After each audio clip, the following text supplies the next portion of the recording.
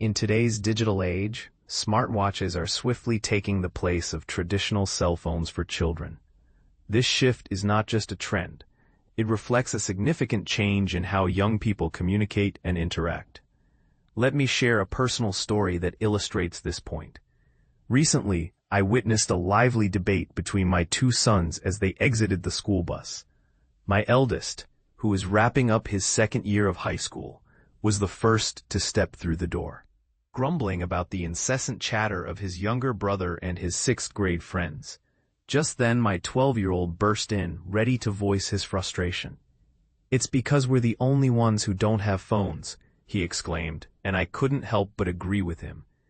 In Massachusetts, lawmakers are considering a bill that would prohibit students from using cell phones during school hours, extending this ban all the way through high school. If this legislation passes in the House and receives the governor's signature, Massachusetts will join 14 other states that have implemented similar restrictions.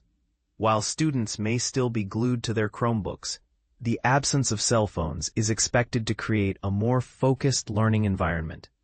Polls indicate that approximately 75% of Americans support this initiative, and states that have enacted such bans report increased happiness among both students and teachers. When my younger son graduated from elementary school, we surprised him with an Apple SE smartwatch as a gift. This model, being the most affordable in the Apple Watch lineup, was perfect for kids and even adults. Interestingly, all of his friends received the same watch, and it was a coincidence that their parents hadn't coordinated this gift. It simply made sense as a first mobile device. The global market for kids' smartwatches is already valued at $7.3 billion and is projected to grow by 15% annually over the next decade. What's particularly appealing about the cellular version of these watches is that they don't require pairing with a phone. They come with their own number and a plan that costs just $10 a month. Other brands like Cosmo, Gab, and Gizmo also offer similar options.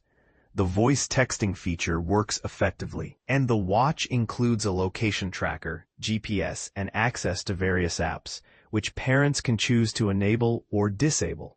However, the screen is so small that it hardly seems practical for extended use. After all, who can realistically stare at their wrist for 5 hours a day?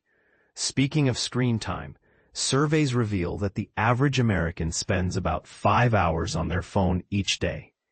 If you do the math, that amounts to 114 days a year, which is quite staggering when you think about it. If you started counting from the beginning of the year, that would bring you to April 24th, with no other activities factored in.